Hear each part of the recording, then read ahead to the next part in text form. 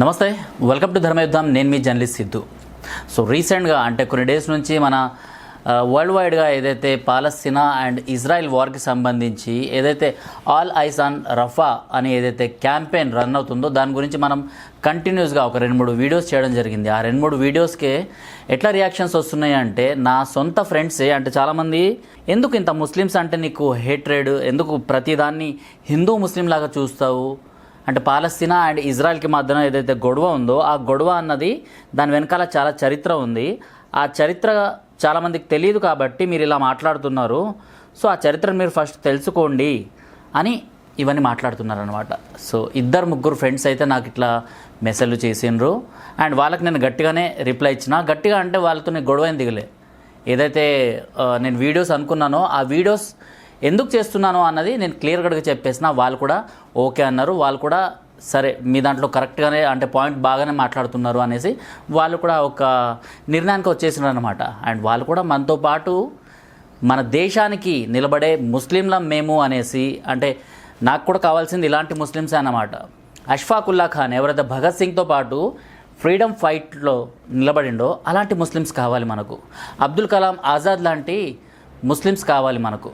So ఇలాంటి వాళ్ళు మన దేశానికి కావాలి. కానీ మతోన్మాదులుగా ఉండి పక్క దేశానికి సపోర్ట్ చేస్తూ ఇటు బంగ్లాదేశ్ అటు పాకిస్తాన్ లేకపోతే ఇండియాలోనే ఉంటూ ఇక్కడ బాంబ్ బ్లాస్ట్లు చేసే ముస్లిమ్స్ అలాంటి మతోన్మాదులు మనకు వద్దు. ఆ మతోన్మాది అన్నది కేవలం ఇస్లాంలోనే లేదు, అది హిందూయిజంలో కూడా ఉంది. సో హిందూయిజంలో కూడా ఎక్స్ట్రీమిజం అన్నది వెళ్తే సో ఆ మతోన్మాదులు కూడా అదే కోవలకు చెందుతారు అనేసి నేను చెప్తా. సో హిందూయిజాన్ని ఈ ముస్లింని కాస్త పక్కన పెడితే మన వీడియో సారాంశం ఏంటంటే బాలీవుడ్ సెలబ్రిటీస్ ఎవరైతే ఈ రఫా అన్న ఈ రఫ్ పేపర్ ఏదైతే ఉందో సోషల్ మీడియాలో అలా వైరల్ అవుతుంది. సో దాన్ని హైలైట్ చేస్తూ సో దాని గురించి మాట్లాడుతూ అంటే అసలు రఫా అన్న ఊరు ఎక్కడుంది, ఆ టెంట్ సిటీ అన్నది ఏంది, నిజంగా గాజా మొన్నటిదాకా గాజా అన్నది మనకు తెలుసు, పాలస్తీనా అన్నది తెలుసు, ఇప్పుడు రఫా అన్నది కొత్తగా ఏంది అనేసి ఆలోచించే టైంలోనే రఫా గురించి మాట్లాడేటట్టు చేసినారు కదా వీళ్ళందరూ బాలీవుడ్ సెలబ్రిటీస్. మరి వీళ్ళందరికీ తెలియదా ఇండియా పైన పాకిస్తాన్ ఇవన్నీ బాంబు దాడులు చేస్తుంది. అండ్ ఇదే బాలీవుడ్ కొన్ని సినిమాలు అయితే లైన్గా చేస్తూనే ఉంటుంది. ఇప్పటికే కొన్ని సినిమాలు అనిల్ కపూర్ అండ్ ఈ మన సోకాల్డ్ సెలబ్రిటీస్ అనిల్ కపూర్ వల్ల కూతురు కూడా అంటే ఇలాంటి సినిమాల్లో అంటే దేశభక్తి మాకు ఉంది, మేము ఇండియా సైడ్ నుంచి ఇలాంటి సినిమాలు తీయగలుగుతాము అని బాక్స్ ఆఫీస్లో కోట్లు కొల్లగొట్టడానికి మాత్రం ఇలాంటి సినిమాలు యూజ్ అవుతాయి అనేసి ఇంకోసారి వీళ్ళు అంటే ఇక్కడ చెప్పకనే చెప్పేస్తున్నారు. ఎందుకంటే దేశభక్తిని వీళ్ళు క్యాష్ చేసుకుంటున్నారు, కానీ వీళ్ళ లోపల ఎలాంటి దేశభక్తి లేదు అన్నదే నా వీడియో సారాంశం. అంతేగాని ఎలాంటి ఇస్లాంకో లేకపోతే ఇంకేదో మతానికి విరుద్ధంగా అయితే ఇక్కడ మేము మాట్లాడలేదు. ఇంకో మాట, ఏదైతే ఇజ్రాయెల్ గొడవ జరుగుతుందో అది ముస్లిమ్స్, జ్యూస్ అండ్ క్రిస్టియన్స్కి మధ్య. దాంట్లో ఎక్కడ హిందూయిజానికి వచ్చిన ఆపద లేదు, మన భారతదేశానికి వచ్చిన ఆపద లేదు. కాకపోతే ఈ ఎక్స్ట్రీమిజం ఏదైతే ఉందో అంటే ఇక్కడి వాళ్ళు నేను చాలామందిని అడిగి తెలుసుకున్నా. ఎందుకంటే ఇస్లాంలో కూడా మొహమ్మద్ ప్రవక్త అండ్ ఖురాన్ కూడా అవతలి వాళ్ళపైన అంటే అవతలి మతం ఏదైనా ఉందో సో వాళ్ళపైన దాడి చేసే వాళ్ళని అల్లాహే శిక్షిస్తాడు, వాళ్ళకి అంటే స్వర్గంలో ప్లేస్ ఉండదు అనేసి ఇస్లాంలోని నా ముస్లిం ఫ్రెండ్సే నాకు చెప్పుకొస్తున్నారు. కాకపోతే దాన్ని ఎందుకు పాటించట్లేదు అనేసి కూడా నేను క్వశ్చన్ వేయడం జరిగింది. దాన్ని ఎందుకు మీరు జనాలకు తీసుకెళ్ళట్లేదు, ఎందుకు అంటే పరమత ద్వేషం అన్నది ఎందుకంతా వస్తుంది అంటే దాని దగ్గర ఆన్సర్ అన్నది వాళ్ళకి లేదు. భయ్యా మేము ఇది కొంచెం చెప్పడానికి మేము వెనకడుగు వేస్తున్నాము, కాకపోతే మా దాంట్లోనే ఎక్స్ట్రీమిజం ఎక్కువ ఉంది కాబట్టి ఇలాంటివన్నీ మేము బయట చెప్పుకోలేకపోతున్నాము అనేసి నా ఫ్రెండ్స్ నాతో పాటు మాట్లాడిన సంభాషణలో ఇదంతా తెలిసింది. కాకపోతే వాళ్ళు ఏదైతే క్లియర్ కట్గా నన్ను అడిగారో అంటే మీరు చేస్తున్న వీడియోస్ కొంచెం మా మతానికి విరుద్ధంగా ఉన్నాయని దాని గురించే ఈ క్లారిటీ అన్నది. సో ఆ 3 మతాలు ఏవైతే అక్కడ కొట్లాడుకుంటున్నాయో దాంట్లో హిందూ దేశానికి సంబంధం లేదు, ఇక్కడ హిందువులకు సంబంధం లేదు. అయినా కూడా ఎందుకు సపోర్ట్ చేస్తున్నారు అంటే ఇక్కడ వాళ్ళు ఇక్కడ రైట్ వింగర్స్ ఎందుకంటే పాలస్తీనా ఇజ్రాయెల్ పైన దాడి చేసినప్పుడు ఏదైతే అదేదో సినిమా హాలీవుడ్ సినిమాల్లో లాగా సో పారాషూట్స్లో పైనుంచి దిగి వస్తూ వాళ్ళు ఏదైతే బాంబింగ్స్ లేకపోతే ఆ బుల్లెట్ల వర్షం ఏదైతే కురిపించడం ఉందో ఆ ఫోటోని ఆ వీడియోని ప్రతి ఒక్క ముస్లిం షేర్ చేసుకున్నాడు. ప్రతి ఒక్క ప్రపంచంలోని ప్రతి ఒక్కరు షేర్ చేసుకొని ముస్లిమ్స్ దాన్ని వాళ్ళు ఏదైతే ఇంటర్నేషనల్ స్టాండర్డ్స్లో అంటే మేము ఇలా చేయగలుగుతాము అని వీళ్ళు మా హీరోస్ అనేసి వాళ్ళని పొగిడినరు అన్నమాట, ప్రైజ్ చేసినారు అన్నమాట. సో అది మర్చిపోయినరా మీరు? ఎందుకంటే అక్కడ ఇజ్రాయెల్ వాళ్ళపైన అటాక్ చేసినప్పుడు, వాళ్ళ పండుగ ఒకటి జరుపుకుంటున్నప్పుడు అటాక్ చేసిన పాలస్తీనా ఉగ్రవాదులను తెలిసి కూడా, వాళ్ళందరూ హమాస్కి సంబంధించిన ఉగ్రవాదులను తెలిసి కూడా వాళ్ళందరినీ మీరు హక్కును చేర్చుకున్నారు. వాళ్ళు ఉగ్రవాదులైనా కూడా మా ఇస్లాం తరఫు నుంచి పోరాడుతున్నారు అనేసి మీరు క్లియర్ కట్గా చెప్పుకున్నారు. మళ్ళా ఇప్పుడేమో మా మతానికి ఉగ్రవాదానికి సంబంధం లేదు అనేసి ఇలాంటి మాటలు మాట్లాడుతున్నారు. అండ్ రఫాలో ఏదైతే జరిగిందో 45 మంది పిల్లలు, 45, 46, 47 ఏదో ఈ 50 బిలో ఏదైతే పిల్లలపైన అటాక్స్ జరిగినాయి, అంటే అక్కడ బాంబింగ్స్ జరిగి వాళ్ళందరూ సివిలియన్స్ చనిపోయినరు అనేసి మీరు ఏదో పెడుతున్నారు కదా. మరి అదే ఇజ్రాయిల్లో అసలు యుద్ధం జరిగిన టైంలో మీరందరూ అక్కడికి వెళ్ళి, అంటే మీరందరూ అంటే అక్కడ పాలస్తీనా వాళ్ళకి సంబంధించి, ఎందుకంటే మీరు పాలస్తీనాకు సంబంధించిన మీరు మాట్లాడుతున్నారు కాబట్టి పాలస్తీనా అనేసి ఇక్కడ మిమ్మల్ని జోడించడం జరుగుతుంది, ఎవరైతే సపోర్ట్ చేస్తున్నారు కదా. సో ఆ పాలస్తీనియన్స్ అక్కడికి వెళ్ళి రోడ్లపైన ఎంతటి నరమేధాన్ని సృష్టించారో అంటే, అవి నేను కనీసం ఇక్కడ స్క్రీన్ కూడా ఆఫ్ చేసి నేను మాట్లాడుతున్నానంటే ఆ వీడియోస్ కనుక నేను ఇక్కడ స్క్రీన్ మీద చూపిస్తే ఛానల్ అన్నది బ్లాక్ అయిపోతుంది. సో అలాంటి వీడియోస్ అన్నవి, అలాంటి నరసంహారం అన్నది మనకు ఎలక్ట్రానిక్ మీడియా ద్వారా మనం అందరం చూడడం జరిగింది. సో రోడ్డు పైన పెద్ద పెద్ద బందూకులు, తుపాకులు, బాంబ్స్ ఇవన్నీ తీసుకొని రోడ్డు పైన చిన్నపిల్లలు కనిపించినా, లేకపోతే పెద్దవాళ్ళు కనిపించినా, లేకపోతే వాళ్ళ లైవ్ వీడియోస్ ఒక్కొక్క ఇంటి దగ్గరికి వెళ్ళి వాళ్ళు నాక్ చేసి ఆ లోపల ఎవరైతే ఉన్నారో జ్యూస్, ఎవరైతే ఇజ్రాయలీస్ ఉన్నారో వాళ్ళందరినీ చంపేయడం జరిగింది. ఇలా కొన్ని రోజుల పాటు కొన్ని సిటీస్లో, ఇజ్రాయెల్లోని కొన్ని సిటీస్లో వీళ్ళు దూసుకొని వెళ్ళి అలా చంపడం జరిగింది. సో ఇలానే ఉగ్రవాదులు మన ఢిల్లీలోనో మన హైదరాబాద్లోనో వచ్చి ఇలా అందరిని చంపేస్తూ ఉంటే మరి వాళ్ళకు కూడా మీరు సపోర్ట్ చేస్తారా? ఆ చనిపోయిన దాంట్లో అంటే ఇక్కడ మనం కొన్నేళ్ళ బ్యాక్ వెళ్దాం, అక్కడ ఒక బాంబ్ బ్లాస్ట్ జరిగింది, దిల్షుక్ నగర్లో బాంబ్ బ్లాస్ట్ జరిగింది, గోకుల్ చాట్లో బాంబ్ బ్లాస్ట్ జరిగింది, ఈ Lumbini park, Gokul chat and Dilsukh Nagar, ఈ 3 బాంబ్ బ్లాస్ట్లో కేవలం హిందువుల్ని టార్గెట్ చేసి చంపినరా? కాదు కదా. అక్కడ చనిపోయిన దాంట్లో ముస్లిమ్స్ కూడా ఉన్నారు, అందులో నుంచి బయటపడిన దాంట్లో నా ఫ్యామిలీ కూడా ఉంది. సో ఇదంతా జరుగుతున్నప్పుడు మరి కేవలం ఒకే మతాన్ని టార్గెట్ చేస్తూ వీళ్ళంతా ఇదంతా చేస్తున్నారా? సో ప్రతి ఒక్కరిని అక్కడ చంపుతూ వెళ్తున్నారు. సో వీళ్ళకి ఏంటంటే ఇంతటి మత పిచ్చి ఉంది, ఆ మతం మధ్యలో వాళ్ళ సొంత మతం వాళ్ళు వచ్చినా కూడా వాళ్ళని చంపేస్తూ వెళ్ళిపోతారన్నమాట. సో అష్ఫాకుల్లా ఖాన్ కానివ్వండి, లేకపోతే షోయబుల్లా ఖాన్ కానివ్వండి, మన తెలంగాణ యొక్క కవి అండ్ జర్నలిస్ట్, ఆయన్ని కూడా నిజాంలు అత్యంత కర్కశంగా చంపేసిండ్రు. ఎందుకు? అతను మా ముస్లిం కాబట్టి విడిచిపెట్టేద్దాంలో కూడా 1కి 2 సార్లు చెప్దాము, అతన్ని మాత్రం విడిచిపెట్టేసి మిగిలిన ఎవరైతే తెలంగాణ పోరాట యోధులు ఉన్నారో వాళ్ళని మాత్రమే మనం చంపేద్దాం అనేసి ఎందుకు అనుకోలేదు వాళ్ళు? ఎందుకంటే అక్కడ ఏదైతే నిజాం గురించి నిలబడ్డ ఒక ముసల్మాన్ ఉన్నాడు కదా, ఆయన ఆ రాక్షసుల ముందర చాలా పెద్దవాడుగా కనిపించాడనమాట. నిజంగా ఒక ఈమాన్ని నమ్ముకుంటే, నిజాన్ని నమ్ముకుంటే, ఒక ధర్మం వైపు ఒక ముస్లిం నిలబడినా కూడా అలాంటి వాళ్ళని చంపేయాలనేసి అనుకుంటారు. ఇదే హమాస్ ఉగ్రవాదులు చేస్తున్నారనమాట. సో హమాస్ ఉగ్రవాదులు ఏదైతే అక్కడ ఇజ్రాయెల్లో ఒక్కొక్క ఇంటి దగ్గరికి వెళ్ళి అలా అందరిని చంపేస్తూ ఉన్నారో, ఏదైతే మన బాంబే పైన అటాక్ జరిగినప్పుడు మనము కసబ్ అండ్ ఆ గ్యాంగ్ గురించి ఇక్కడ మాట్లాడుకోవాల్సి వస్తుంది. అటాక్ జరిగినప్పుడు వాళ్ళు హోటల్లో ఒక్కొక్క రూమ్ని నాక్ చేస్తూ ఆ లోపల ఎవరున్నారు, హోటల్ చుట్టూ ఏవైతే చిన్న చిన్న రూమ్స్ ఉన్నాయో హోటల్ లోపల, సో ప్రతి ఒక్క రూమ్ని నాక్ చేస్తూ డోర్లు పగలగొట్టుకుంటూ ప్రతి ఒక్కరిని చంపుతూ ఎలా వచ్చిండ్రో అలాంటి నరసంహారం ఇజ్రాయలీస్ పైన పాలస్తీనా వాళ్ళు చేసిండ్రు. అలాంటి వాళ్ళకి ఈ బాలీవుడ్ సెలబ్రిటీస్ సపోర్ట్ చేస్తుండ్రు. నా క్వశ్చన్ ఈ బాలీవుడ్ సెలబ్రిటీస్కి మాత్రమే.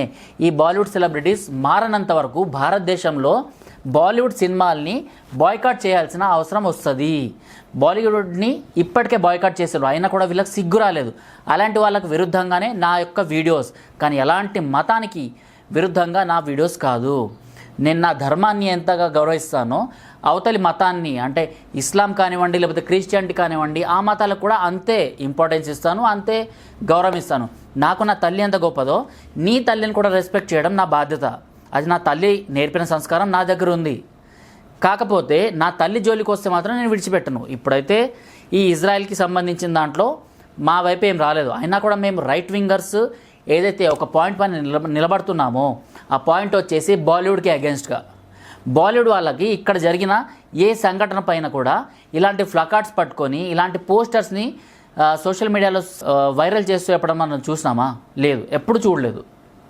అంతేకాదు ఇదే బాలీవుడ్ వాళ్ళు జేఎన్యూలో ఏదైనా జరిగితే దానికి సపోర్ట్గా అక్కడ నిలబడతారు.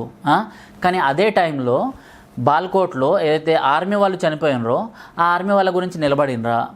జమ్మూ కాశ్మీర్లో రోజుకి ఎంతోమంది మన సైనికులు అమరులు అవుతూనే ఉంటారు. కనీసం ఒక్కరి గురించైనా ఎవరెవరైనా ట్వీట్ చేస్తారా? ఒకరిద్దరు తప్పించి ఆ ఒకరిద్దరిలో ఉన్న సుశాంత్ సింగ్ రాజ్పూత్ గారిని కూడా, ఆ హీరోని కూడా మీరు పొట్టన పెట్టుకున్నారు. ఆ శాపం ఫలితంగా ఈరోజు ఈ బాలీవుడ్ ఇలా సంకనాకిపోతుంది. మన మెయిన్ హీరోస్ ఎవరు, వాళ్ళ గురించి మీరు ఎప్పుడన్నా మాట్లాడినరా? మీ సోషల్ మీడియా ప్రమోషన్స్లో ఎప్పుడైనా భగత్ సింగ్ జయంతి, భగత్ సింగ్ వర్ధంతి అని, లేకపోతే ఛత్రపతి శివాజీ మహారాజ్ గురించి, లేకపోతే చంద్రశేఖర్ ఆజాద్, సుభాష్ చంద్రబోస్ల గురించి, ఇలాంటి ఫ్రీడమ్ ఫైటర్స్ గురించి ఎప్పుడైనా ఒక పోస్ట్ పెట్టినరా? పోస్ట్ పెడితే మీరు కమ్యూనల్స్ అయిపోతారు. పోస్ట్ పెడితే అరే వీళ్ళేదో బత్తాయిలు, వీళ్ళేదో అంధభక్తులు అనేసి మీ పైన వేస్తారు. ఎందుకంటే ఫ్రీడమ్ ఫైటర్స్ గురించి మాట్లాడినా కూడా ఈరోజు బత్తాయిలు, అంధభక్తులు అనేసే ఒక రకమైన హేట్రేడ్ అన్నది ఈ లెఫ్ట్ ఎకోసిస్టమ్ అన్నది పెంచి పోషిస్తుంది. వీళ్ళని ఎప్పుడు గుర్తుపెట్టుకోవాలి అంటే మనం వీళ్ళకి సంబంధించిన ఏదైనా సినిమాలు తీసినప్పుడు అక్కడికి వెళ్ళి వీళ్ళ ఫొటోస్ని మనం ప్రమోషన్ కోసం వాడుకోవాలి. ఈ హీరోస్ ఎవరైతే ఉన్నారో మెయిన్ హీరోస్, మీరైతే కాలి కింద ధూళి ఏదైతే ఉంటుందో సో అది మీరు 0.01% వాళ్ళ కాళ్ళ కింద మన భారతదేశానికి చేసిన ప్రాణత్యాగం అయితే ఉందో దాని ముందర మీరు నథింగ్. ఎన్ని సినిమాలు తీసినా కూడా మీరు నథింగ్. మీరు జస్ట్ సినిమాల వరకే ఉంటారు. ఆ 2 hours మిమ్మల్ని చూడాలి, మర్చిపోవాలి, అంతే. మీ దేశభక్తి మాత్రం అక్కడి వరకే ఉంటుంది. కొంతమంది ఉన్నారు సెలబ్రిటీస్, వాళ్ళకి దేశభక్తి ఉంది, వాళ్ళు ఇప్పటికీ రైట్ సైడ్ నిలబడి వాళ్ళు మాట్లాడుతున్నారు. కానీ వాళ్ళపైన కూడా ఒక హిందుత్వ ముద్ర, లేకపోతే వాళ్ళపైన ఇంకేదో ముద్ర, ఇవన్నీ చెప్పి వాళ్ళని కూడా సినిమాల్లోకి రానివ్వకుండా చేస్తున్నారు. సో అలా చాలామంది సినిమాల్లో దీని గురించి మాట్లాడడానికి వెనకడుగు వేస్తుంటారనమాట. దేశభక్తి గురించి, హిందుత్వం గురించి, దేశం గురించి, లేకపోతే రైట్ వైపు నిలబడి మాట్లాడడానికి చాలామంది భయపడేది అందుకోసమే. ఎక్కడ సినిమాలు మనకు మైనస్ అయిపోతాయో అనేసి. కానీ మీ ఎకో సిస్టమ్ ఉంది కదా, లెఫ్ట్ ఎకో సిస్టమ్, ఇది చాలా స్ట్రాంగ్గా ఉంది కాబట్టి మీరు బతికిపోతున్నారు. అండ్ ఈ హిందూయిజం, నేషనలిజం ఇవన్నీ మాట్లాడే వాళ్ళు ఎక్కువ మంది ఒక వర్గానికి సంబంధించిన వాళ్ళే ఉంటారు, హిందూ ధర్మానికి సంబంధించిన వాళ్ళే ఉంటారు. మిగిలిన సెక్యులర్స్ ఎవరైతే ఉంటారో వాళ్ళందరూ మిమ్మల్ని ఫాలో అవుతారు. మిమ్మల్ని ఫాలో అయ్యి మీరు ఏది పెడితే అదే అన్నమాట. ఇప్పుడు నాకు సంబంధించిన కొంతమంది ఫ్రెండ్స్ నేను అడిగిన, రఫా గురించి పోస్టులు షేర్ చేస్తున్నప్పుడు, అరే రఫా గురించి పోస్టులు ఎందుకు షేర్ చేస్తున్నావు అంటే వాళ్ళ దగ్గర ఆన్సర్ లేదు. అరే మా హీరోయిన్ పెట్టింది, మా ఫలానా హీరో పెట్టిండు కాబట్టి నేను దాన్ని రీట్వీట్ చేస్తున్నా, రీషేర్ చేస్తున్నా, పోస్ట్ని కాపీ చేస్తున్నా అని. సో ఇది అంటే గొర్రెలు అంటారు కదా, ఇలా గొర్రెలు కసాయిని నమ్మినట్టు సో వాళ్ళు మిమ్మల్ని నమ్ముతున్నారు. భారతదేశం ఎటువైపు వెళ్ళాలి, భారతదేశాన్ని మీరు ఎటు సైడ్ తీసుకెళ్తున్నారు? భారతదేశంలో ఉన్న జమ్మూ కాశ్మీర్ గురించి, కేరళ గురించి, బంగ్లాదేశ్లోని హిందువుల గురించి, పాకిస్తాన్లోని హిందువుల గురించి, వెస్ట్ బెంగాల్ గురించి, ఇక్కడ జరిగే లవ్ జిహాద్ గురించి, ఇక్కడి ఏదైతే మతోన్మాదులు చేస్తున్న దాడులు ఉన్నాయో, జై శ్రీరామ్ అంటే దాడులు, ఇలాంటివి దీని గురించి మాట్లాడే దమ్ము లేని మీరు ఇవాళ ఎన్నో వేల కిలోమీటర్ల దూరంలో ఉన్న పాలస్తీనా గురించి మాట్లాడతారు, గాజా గురించి మాట్లాడతారు, బ్లాక్ లివ్స్ మ్యాటర్ అనేసి అమెరికాలో ఏదో జరిగితే దాని గురించి మాట్లాడతారు. కానీ మన భారతదేశంలో జరిగే దేని గురించి మీరు మాట్లాడరు, దేని గురించి పోస్ట్ పెట్టరు.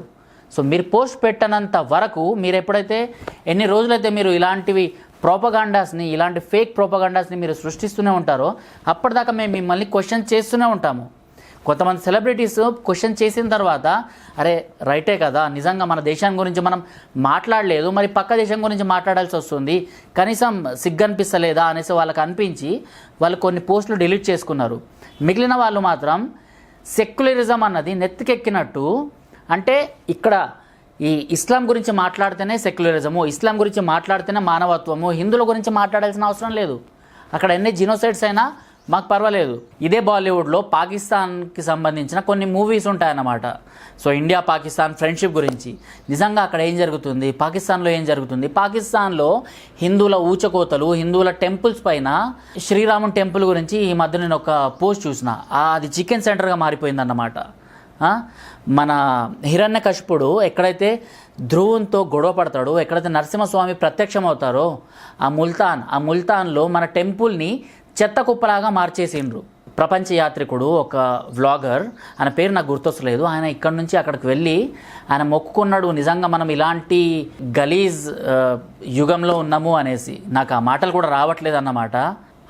అంతటి దౌర్భాగ్యమైన స్థితిలో మనము ఉన్నాము అనేసి. చెత్త కుప్పలాగా అక్కడ టెంపుల్ని యూజ్ చేసుకుంటుంటే పాకిస్తాన్ సుప్రీంకోర్టు దాని తర్వాత మొట్టికాలు వేసి ఆ టెంపుల్ని కన్స్ట్రక్ట్ చేయండి అనేసి ఆర్డర్ ఇచ్చింది. అది ఆర్డర్ వరకు మాత్రమే ఉంది, టెంపుల్ కన్స్ట్రక్షన్ అన్నది జరగలేదు. అలా ఎన్నో టెంపుల్స్ ఉన్నాయన్నమాట. ఎంతోమంది హిందూ అమ్మాయిల్ని ముస్లిం లాగానో లేకపోతే క్రిస్టియన్ అమ్మాయిల్ని ముస్లిమ్స్ లాగానో ఇలా మార్చేస్తుంటారు అనమాట. ఇవన్నీ పాకిస్తాన్లో జరుగుతున్నాయి. వీటి గురించి ఎప్పుడన్నా మాట్లాడినరా మీరు?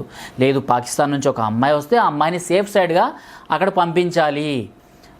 ఇది ఇండియా పాకిస్తాన్ మధ్యలో జరిగే సినారియోని ఇలా చూపెట్టాలి.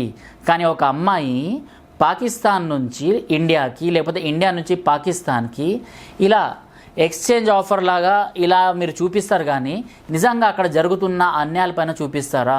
కేరళ స్టోరీ అనేసి లేకపోతే కాశ్మీర్ ఫైల్స్ అనేసి ఇలాంటి సినిమాలు చూపిస్తే మాత్రం మీరు మతోన్మాదులుగా ముద్ర వేసేస్తారు. ఆ డైరెక్టర్స్ని, ఆ యొక్క సినిమా నటీనటుల్ని మాత్రం మీరు పక్కన పెట్టేస్తారు. కానీ మీకు మానవతావాదం అంటే, మీకు ఈ సెక్యులర్ భావం అంటే అవతల మతం వేరే దేశంలోని మనుషులు మాత్రమే గుర్తొస్తారు, కానీ సొంత మనుషులు మాత్రం గుర్తురారు. ఒక ఫ్యామిలీలో ఉండేవాళ్ళు ఆ ఫ్యామిలీలో ఉన్న బాధల్ని తెలుసుకోవాలి. బాధల్ని తెలుసుకుంటేనే ఆ ఫ్యామిలీ అన్నది ఒక కలిసికట్టుగా ఉండగలుగుతుంది. అప్పుడు ఆ ఇల్లు అన్నది సుభిక్షంగా బయట వాళ్ళకు కూడా చాలా హ్యాపీగా జాయ్ఫుల్గా కనిపిస్తుంది. కానీ ఒకే ఫ్యామిలీలో మీరు ఇలాంటి అలజడులు సృష్టిస్తుంటే ఈరోజు సోషల్ మీడియాలో ఎన్ని గొడవలు జరుగుతున్నాయో తెలుసా?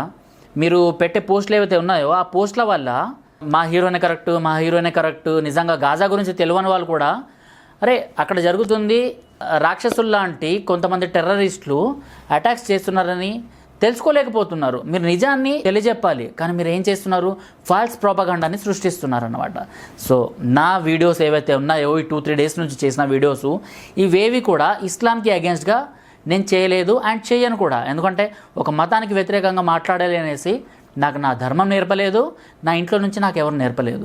నా ధర్మం నుంచి నా పార్టీ తప్పు చేసినా కూడా దాన్ని కడిగి పారేస్తానన్నమాట.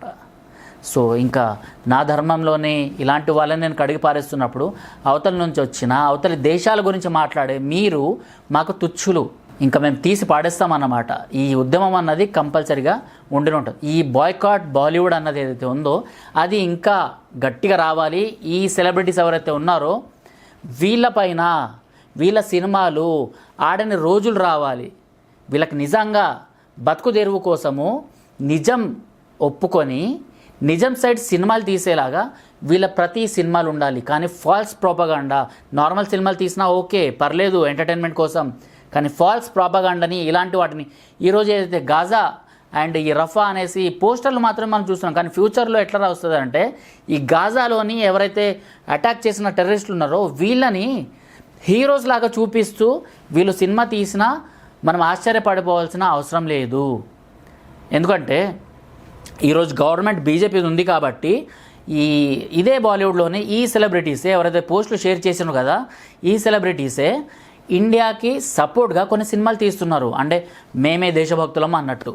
కాకపోతే గవర్నమెంట్ మారిపోయింది అనుకోండి, సో ఈ ఉగ్రవాదుల్ని కీర్తించేటట్టు అఫ్జల్ కసాబ్ని వీళ్ళని కీర్తించేటట్టు సినిమాలు మాత్రం కంపల్సరీ వస్తాయి. అప్పుడు మాత్రం మనం ఎంత గింజుకున్నా కూడా లాభం లేదు. ఎందుకంటే ఇవన్నీ ఇంకా నరనరాల్లో తీసుకెళ్తారు, విద్వేషం అనేది నింపుతూనే ఉంటారు. సో ఫైనల్గా చెప్పేది ఇదే, సోషల్ మీడియాలో ఏదైతే పోస్టులు షేర్ చేస్తున్నారో ఆ సెలబ్రిటీస్కి వ్యతిరేకంగానే మేము వీడియోస్ చేస్తున్నాం తప్ప ఏ మతానికి వ్యతిరేకంగా కాదు అనేసి నేను అంటున్నాను. నిజంగా మేము మాట్లాడే భాష కానివ్వండి, మేము చేసే వీడియోస్ కానివ్వండి మీకు వేరే మతాలకి వ్యతిరేకంగా అనిపిస్తుందా, లేకపోతే మేము కేవలం బాలీవుడ్ సెలబ్రిటీస్నే ఇక్కడ టైట్ చేస్తున్నామా, వాళ్ళకే గట్టి ఆన్సర్స్ ఇస్తున్నామా అన్నది మీరు కామెంట్ బాక్స్లో తెలపండి.